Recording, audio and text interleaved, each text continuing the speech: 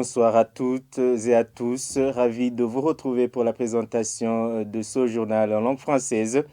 Au sommaire, le chef de l'État burundais appelle les membres des corps de sécurité et de défense au respect des droits de l'homme en toutes circonstances.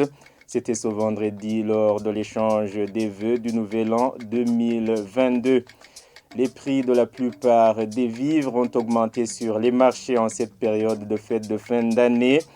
Nos reporters nous donneront l'aperçu de la situation au marché d'Ichet-Sillon en mairie de Bujumbura. Sur cette flambée des prix, le ministre en charge de l'agriculture reconnaît que cela s'observe bel et bien en cette période et pointe du doigt plutôt les commerçants qui profitent de la situation pour spéculer. Voilà pour le sommaire. Tout de suite, les détails.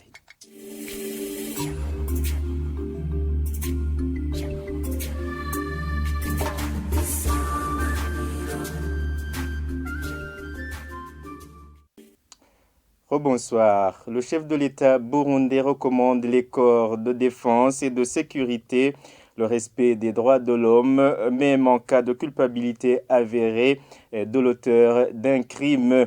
Cette recommandation a été formulée ce vendredi lors des cérémonies de vœux pour l'année 2022 par ces deux corps à l'endroit du chef de l'État. Le numéro 1 burundais Evariste Ndayishimiye invite les autorités d'éviter l'abus du pouvoir. Il appelle en outre les membres de ces corps à être au service de la population. Suivez-le. Umuvyeyi mwiza ntagira nkunzi mu bana ahandi hoho abazanye indyane mu muryango. Un bon parent n'a pas d'enfant favori parmi d'autres car il risque de semer des conflits dans la famille. Faisons tout ce qui est à notre disposition pour la population dont nous sommes les leaders et surtout ne tombez pas dans des faits qui peuvent décevoir la population. Parmi les choses qui déçoivent la population, il y a le manque de la justice. Là où il n'y a pas de justice, des conflits voient le jour. Et là où il y a des conflits, les forces de sécurité ne sont pas tranquilles. Alors, vous qui êtes chargés de la sécurité, vous êtes les premiers à être vigilants pour prévenir l'injustice à l'endroit de la population afin d'éviter le chagrin et ainsi éviter la vengeance.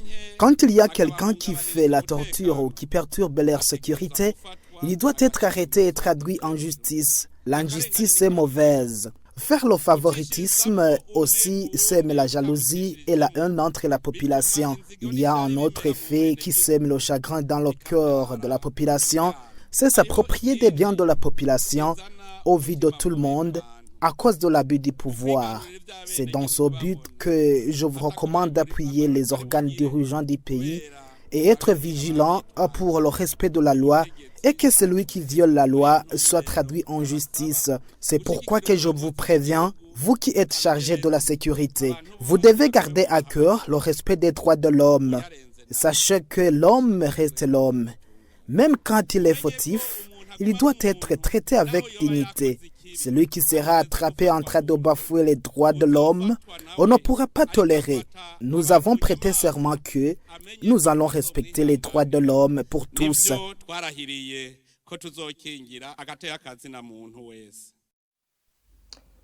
Le chef de l'État burundais trouve inutile que la recherche de la vérité,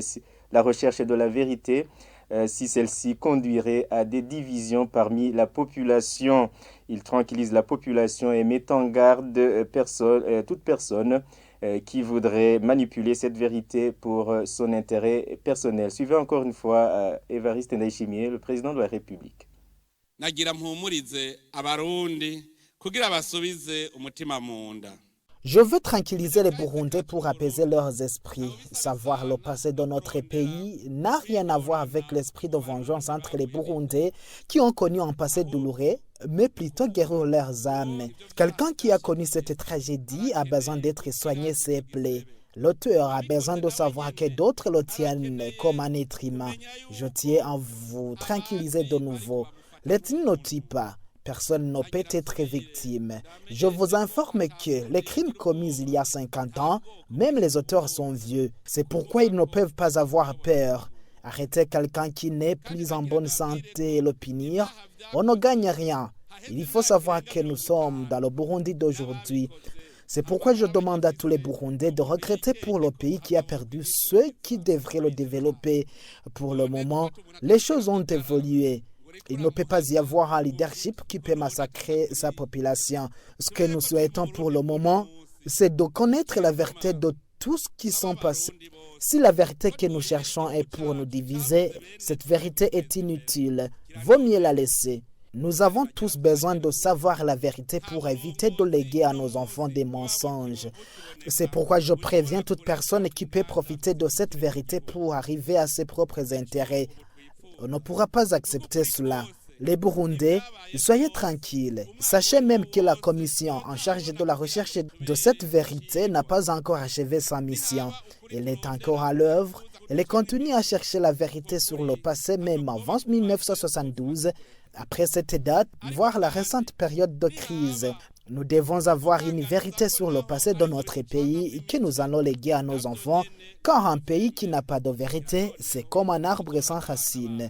J'insiste sur cela car l'unité dans le pays, c'est le pivot. ndagishimikiye ko kuko ubumwe mu gihugu nibwo muzi igihugu gishingiyeko.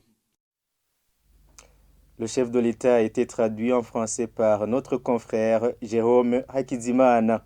Il s'observe une flambée des prix de certains produits alimentaires. Là où nos reporters se sont rendus ce vendredi au marché d'Iché-Sillon, 1 kg de petits pois s'achetait à 4 000 francs burundais, alors qu'hier, il se vendait à 3 000 francs burundais le kilo. C'est aussi le cas pour la viande avec os, qui s'achetait à 8 000 francs bout le kilo, alors qu'hier, il se vendait à 9 000, plutôt à 9 000 ce vendredi, alors qu'hier, il se vendait à 8 000 francs burundais le kilo. Certains acheteurs se disent déjà habitués à des changements incessants des prix de certains produits alimentaires, surtout en cette période de fin d'année. Suivez ce reportage de Nicole Nininahatsk. Nous sommes dans la zone Buyenzi au marché Bujumbura City Market d'Ikwasioni.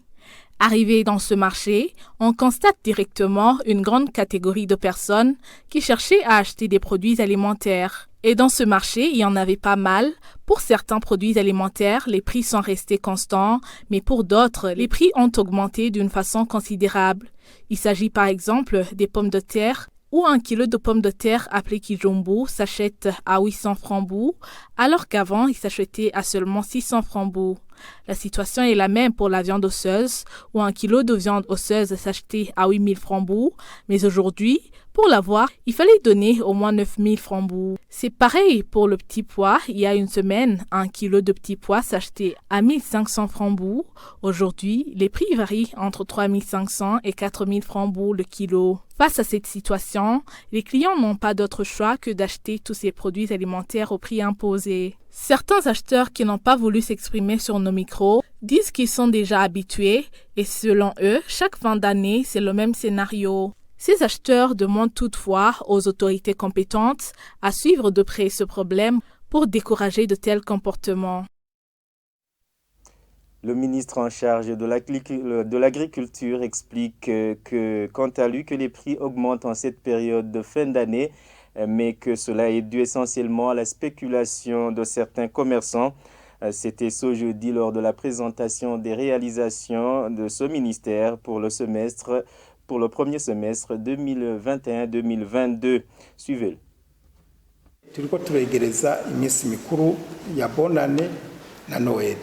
Nous nous approchons des fêtes de fin d'année, le Noël et la fête du Nouvel An. Et à chaque fois, pendant cette période, certains commerçants veulent spéculer sur les prix. D'ailleurs, heureusement que le travail des commissionnaires est désormais interdit. Pour cette année au moins, le gouvernement a mis sur pied des mesures allant dans le sens de la réorganisation de la gestion des récoltes. Nous avons d'abord acheté le maïs à bon prix pour valoriser le travail des cultivateurs.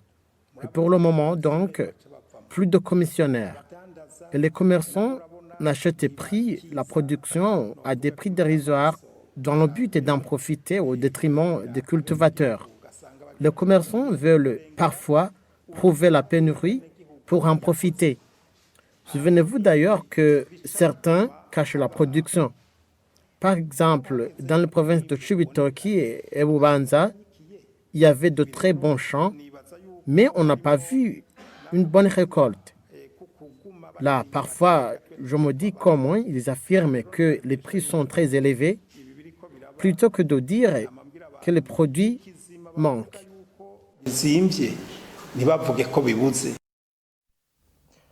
En actualité internationale pour clôturer ce journal, l'ancien président de transition en Guinée, le capitaine Moussa Dadis Camara, est rentré depuis ce mercredi. Après 10 ans d'exil, il s'est dit prêt à se mettre à la disposition de la justice pour faire la lumière sur les événements qui ont précédé sa chute. Suivez ce reportage de nos confrères d'Euronews. En provenance du Burkina Faso, cet avion vient de se poser à l'aéroport de Conakry.